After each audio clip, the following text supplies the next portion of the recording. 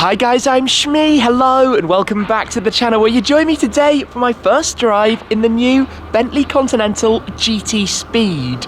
Now I'm here in the pit lane at Silverstone, the home of the British Grand Prix, where today we're going to be taking the new GT Speed out to drive it in anger on the full GP circuit. Now you can see a line of the cars here awaiting some runs in a moment. We also have some of the heritage cars lined up inside the paddock, including the GT Speed convertible as well. I'm not sure exactly which car I'm going to be driving yet, but today will be an experience to see what this is like out on track, just hopefully before any rain starts falling. Let's see how it goes, but let's head over and take a quick look around the new car. This then is the new Bentley Continental GT Speed. Let's have a quick walk around of the car, which now takes power up to 650 horsepower and 900 newton meters of torque, thanks to the twin turbo 6 litres of engine sitting up front. We've got the four-wheel drive system, although there have been a lot of things reworked for the GT Speed, the flagship model of the lineup, including a change in the distribution of power, a new electronically controlled limited slip diff for the rear axle, a change of the bias, a little bit more power towards the rear to make it at home somewhere like this, which I'm going to experience in a moment. A few visual changes, although not overly dramatic. Of course, wearing the speed designation on the side, 12 representing the number of cylinders, perhaps a swan song for that W12 engine. But visually, you now have the black mesh grille, you have a few more black details around the car, the specific GT Speed 22-inch wheels housing behind them, the optional carbon ceramic brakes that you can spec as well for the car. We come around towards the back, we've got some carbon fibre detailing, like the lip spoiler there on the boot lid. You've got the diffuser surrounding the Bentley logoed Krapovich exhaust tailpipes that you have fitted to it as well. We come through, also a few changes to the interior, which you can now have swathed with Alcantara and some specific details, slightly darker bright work as well, should you choose on the options. Also the speed embroidery on the headrest, but still very much finished to the usual high quality and standards that you would hope for and expect from such a Bentley. Speed designation there, also on the entry sill, and some comfortable supportive seats, a little bit more side bolstering than you'd typically find, Alcantara steering wheel. But we will have plenty of opportunity today to experience all about this, to get a feel for what it's like driving the new Bentley Continental GT Speed.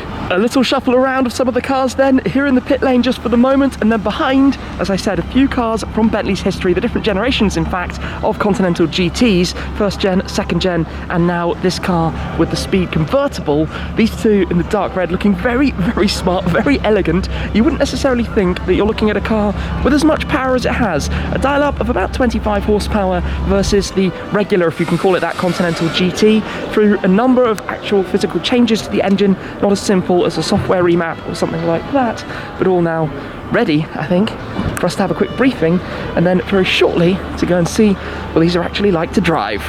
Right, track time roars into life. We have the display that rotates, it passes me the seatbelt as well.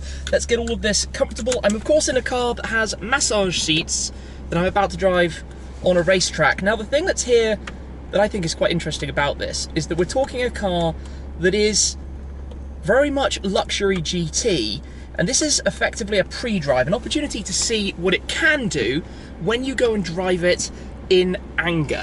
Now we're going to be in the sport mode, going through a variety of different traction settings on the full GP circuit here at Silverstone. So into drive, we're in sport auto on the gearbox at the moment, and I will have a play with this. Actually, no, let's go straight into manual, hold it in manual, appropriate for the purpose.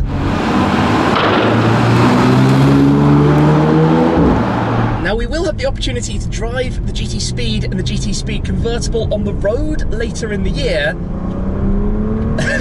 You feel that torque, that effortless pull away. So here we go, Silverstone GP. And I can tell you it will be able to take us a little bit sideways as well, slightly learning the lay of the land as we go. But this is a car with a lot of power, 659 PS, 650 brake horsepower, but that 900 newton meters of torque, which you can already feel effortlessly pulling this car away from low in the rev range. But where it's really immediately excelling is the combination of the 3 air chamber suspension with the 48-volt active anti-roll system, which really stops that front end from diving away like you might expect in a very heavy front-engined GT like this. Of course, impossible to comment on the smoothness of the ride given we are on Formula One grade tarmac, but to turn in the front end like that is remarkably impressive, with a nice soundtrack from the titanium exhaust that we have here as well. Drop the gear, foot down flat, build up towards the red line over 6,000 RPM, 130 miles an hour. Gives you that sense of being quite a chilled ride, but making decent pace, as we're already able to push on in a way that I don't think you'd really expect a car of this nature to be able to manage, riding the curbs, traction slightly interfering, which is why we're going to be playing with turning that off in a moment. So we come out towards the hangar straight here and get an opportunity to put the foot fully down. Traction intervention again there, automatic upshifting at the red line. 130, 140, 155 miles an hour. Onto the brakes, massive 10-pot brakes on this, 440mm brakes, the largest in production cars. Traction obviously slightly throttling it back, but that huge power delivery. So we go through some of the tighter final corners here. Yeah, there we go, that's where traction is stopping things. And that's why when we go around this corner here onto the straight, in just a moment I'm going to be popping it up into ESC Dynamic.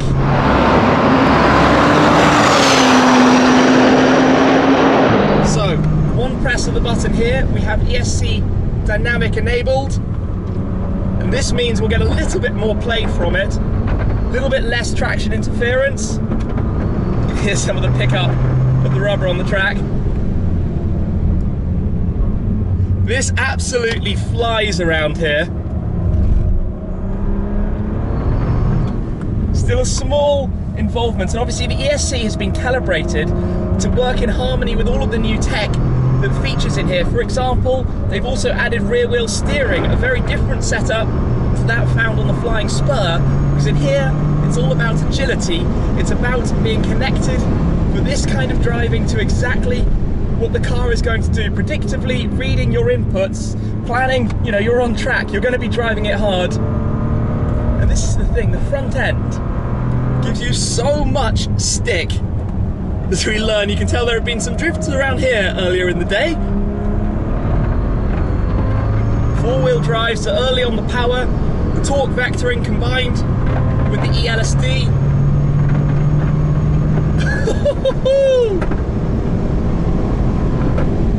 140 miles an hour there, firm on the anchors. It's very well balanced, allows you to lean on it. This isn't a track car, remember, this isn't a 765 LT or a GT2 RS or something absolutely mad suited to this kind of driving. What this is a demonstration of the dynamic capabilities that this car does offer, should you want it to. So we lean on it, back out onto the hangar straight, 100 miles an hour, 110, 120, 130, 140, 150 miles an hour, up to 155 again, so about 250 kilometers an hour. And this is where you don't think a car of this size and weight should be able to move around Silverstone as fast as it does. 2.3 tons in total. Heavy on the brakes.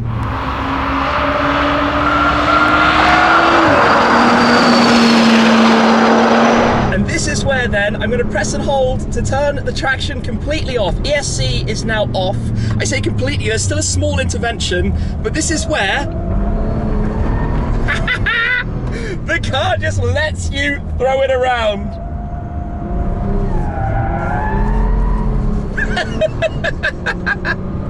Not necessarily my cleanest steering, but I think it gives you a sense of what the car can do. This is by far the most agile, track-focused Bentley ever, without doubt. A very different car to, say, the GT3R, being based on the big old W12. This car is such a surprising thing. It gives you a lot of confidence. Like I said, it feels very nimble, considering, obviously not completely able to hide the fact that it is a luxury GT, and I think that's the point. Don't get carried away. It's not a track car, but this is a demonstration of what you can do with it and how it can impress in this kind of environment, as it surely does. Building up the speed again, back down the Hangar Straight here.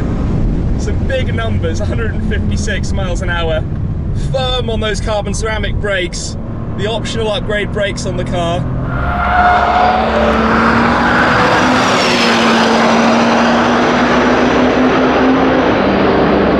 This is a really enjoyable experience. It manages to not have a ton of understeer. You might be expecting a car like this to just have understeer for days, considering the weight, considering the way it's delivering the power, but it gives you a remarkable satisfaction with the way it turns in, the way that it feels, the amount of grip that it has, the strength of those brakes. This is really a very, very cool experience. The brakes are just phenomenal to bring this so confidently down to a stop from these kind of speeds while pushing on, warming everything up, of course, in the process as well.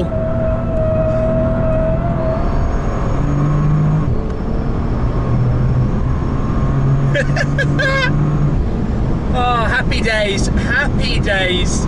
Last couple of corners and then it'll be time for a cool down. 157 down there.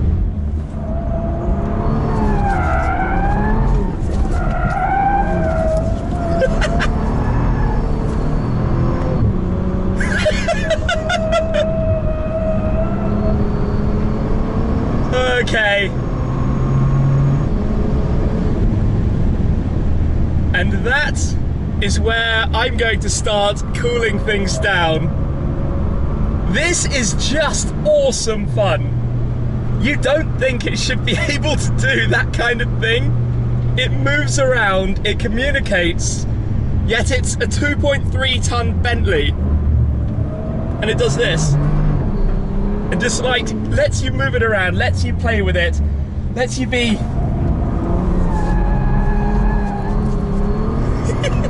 slightly boisterous.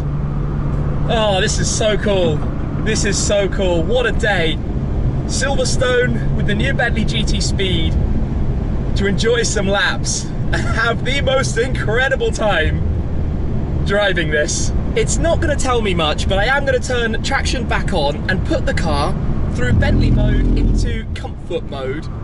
So putting everything, yes, you feel how much softer it gets. Of course, this is where you would have the front end diving away a little bit when you start to put in some kind of steering angle, but the ride would be significantly softer. In fact, if I ride over the curbs on the inside here, yes, aside from the noise, much, much more gentle, as you would expect. Obviously on a track, completely unnecessary, and that's what we'll find out much more about when we get to drive them on the road. But in this environment, in sport, when the traction has been off, it's still there in the background, it is still slightly there, it's not fully off in the sense of a more traditional car, but it certainly allows you to have some fun, and I have certainly enjoyed having that fun here today.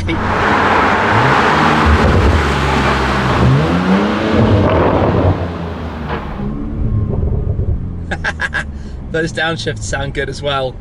So we shall pull in. They will do quick checks of this car to get it ready for the next. But that was really, really an awesome drive.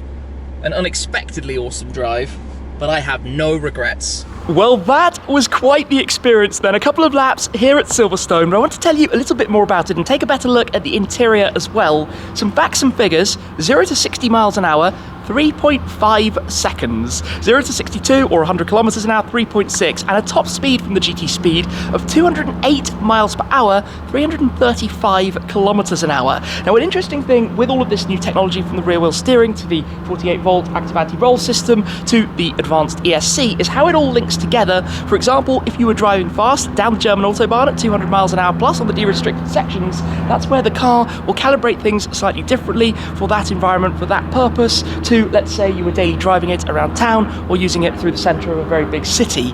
But what it does is offer a level of dynamic capability that I think you probably wouldn't expect from such a thing.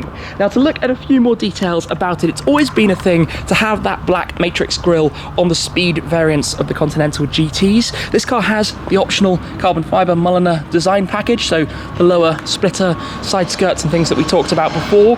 All GT Speeds have 22-inch wheels available in a number of different finishes, but that means the traction and everything is all calibrated for one particular size of wheel. And then behind that, those gigantic 10-piston 440mm carbon ceramic brakes with the gloss black calipers as well, but very much traditional Bentley appearance and style. The Continental has always had this power line that runs over the door, the haunches back here over the rear arches, and a sloping roof line, in this case down also towards the Mulliner carbon splitter and diffuser. And in fact, those design elements from the exterior are also carried onto the interior as well, something you don't often see. But over here, for example, you can see the way the power line runs down the side of the door, and in the rear, if we just fold the seat forwards, you can see as well the haunch, the way it carries through here either sides of your rear occupants. You have the same level of luxury as up front, just not a huge amount of leg space. It's not particularly generous when it comes to that amount of space back there, but certainly very, very nicely finished. Now, to step inside, show you a few more things about this. Of course, in here we've got all the carbon fibre trim, and when I start it, it's really nice how the display screen works. W12 kicks into life, and that screen folds around as another car heads on out. But this is a very, very nice process. You've got the three different sides, the plain carbon, these analog dials, and then that smooth movement where it tucks back and pushes itself back out forwards as we go over towards the digital screen, which you also have a digital screen over here as well for the driver's cockpit. Soft close, pull the door to, that tucks in, and here you have a number of different displays and things that you can bring up as well, a map, your music, whatever it might be, and having separate rev counters and speedometer over towards the right. It is an 8-speed DCT, by the way, 8-speed dual clutch gearbox, and this is where you have your controller to go through the different modes. It's up into sport. We can just take a quick listen to this, pop the window down for a moment. Not the loudest thing in the world, but some burbles and crackles out of it.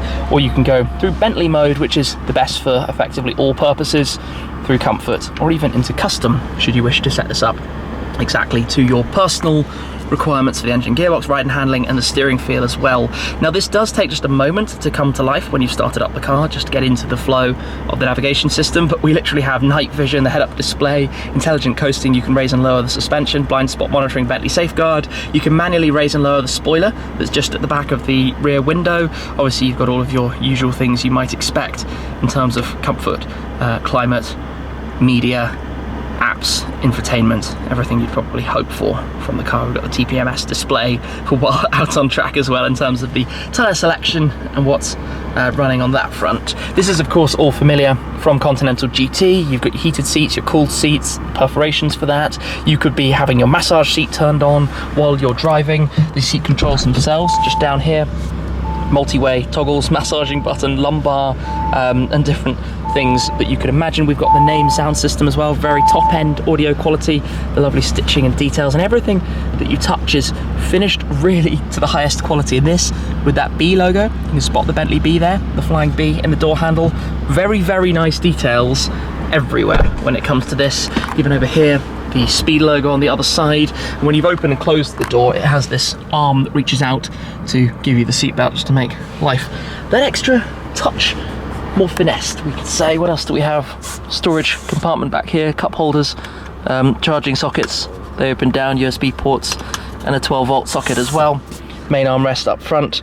Open this up, Similarly, USB ports, 12-volt socket, and a weight to it as well. The quality of leather again on the top, because this is very much GT. It is a dynamic GT as experienced out on the track, but it is first and foremost a luxury, top-end, comfortable GT car, and that's what makes it, I think, really quite impressive to have driven as we have today in terms of what this offers. I do want to open up the engine bay just to have a quick look at that. There's one blast by, not the most noise in the world, of course, OPF generation, filters, etc. Challenge to find the release catch. There we go. To have a look at that power plant. 6-litre twin turbocharged W12, perhaps coming towards the end of an era. Bentley have said that they will go with their first electric car in 2025. That's not too far afield now, but they are having great success at the moment, having last year recorded their record 11,206 sales, having gone from just a couple of thousand not all that many years ago. Of course, Bentayga and significantly Continental GT being a huge part of that through the different generations, and obviously this engine has been part of that all the way through in different iterations, different variations, as it's made its way through to the speed that we have here now. I do want to go and take a very quick look though at some of the other bits and pieces that are around, but that out on track was a lot of fun. A quick run through then of the cars here in the pit boxes, where we have the GT Speed convertible, the same power plant, effectively the same car under the skin, but of course the open top variant.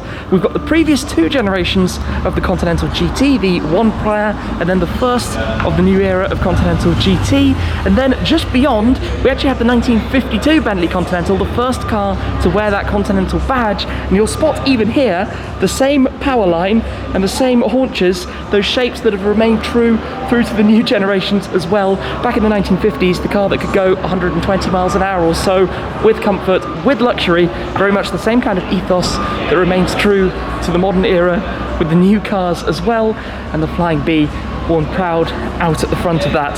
Over here we have an example of the rear axle setup. You can see the 3-chamber air suspension, obviously with the rear wheel steering now on it as well, and of course also the ELSD, the rear electronically controlled limited slip differential, added for the first time to a Bentley vehicle, but to give a bit of the ins and outs of exactly what's going on when it comes to all of this mechanically to make it quite so capable out on the track.